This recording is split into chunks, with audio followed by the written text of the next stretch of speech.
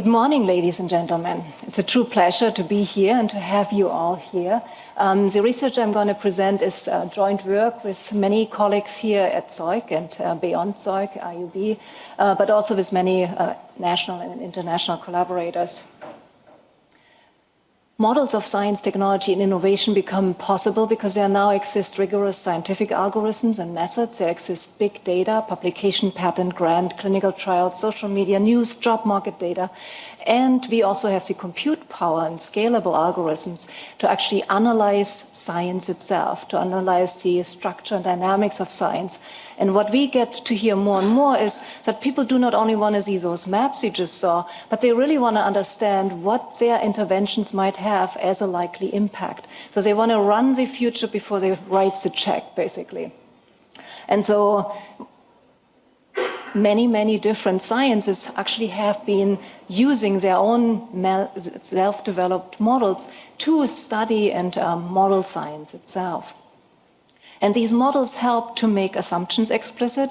They help to really understand the structure and dynamics of the science system itself. They also then help communicate how that system might work and suggest possible interventions, and they help ask new questions. These are all kinds of different types of models, and you could even add to that list. I wanted to give you one very concrete model which was developed by Zeug faculty members under Johann Bollen's leadership.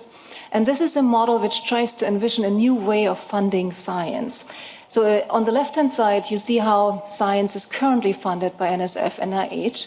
And on the right-hand side, you have a kind of PageRank-like model where each scientist actually acts as an investigator and as a reviewer. Each of the scientists once a year receives a fixed amount of funding from the government and then discretionary distributions from other scientists which think that he or she is going to do some great science. And each scientist then has to give away and redistribute some fraction of their money. And if people don't have to give away anything, then some will be very rich and probably 80% don't have much to spend on. If they have to give up everything and redistribute everything, then they basically become funding agencies because there will be a power law distribution of how that money is distributed.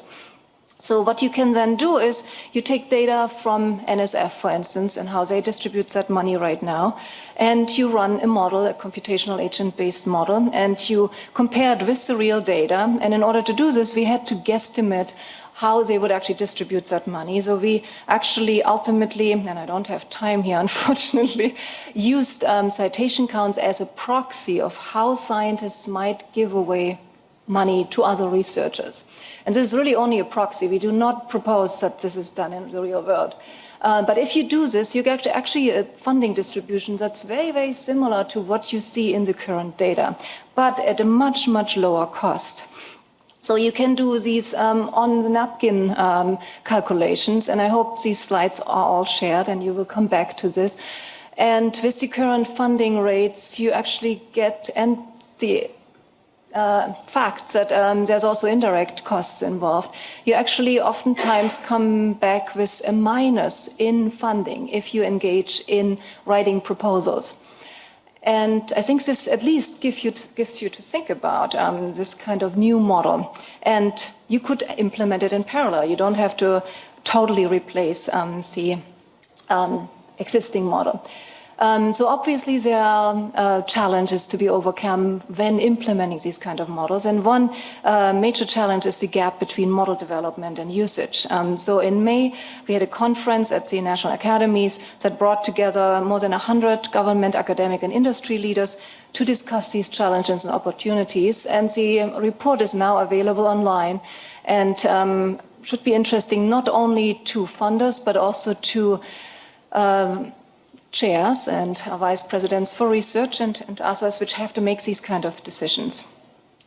So I think there's a lot of opportunity right now to do this kind of research. There's a new scientometrics issue with some of the newest models. And ultimately, as you might know, I'm working on the Atlas of Forecasts. So if you know about models that anyone should know, my mom should know about them, and your moms, and other ones should also have that, then please send me those. Or if you see models that made a true difference. I will steal one more second to tell you that Fred Kate turns out to be a great anchor for our science forecast shows. And so we are now working on season 1, episode 3. And if you want to know more about this, come back to me and ask me. Thank you.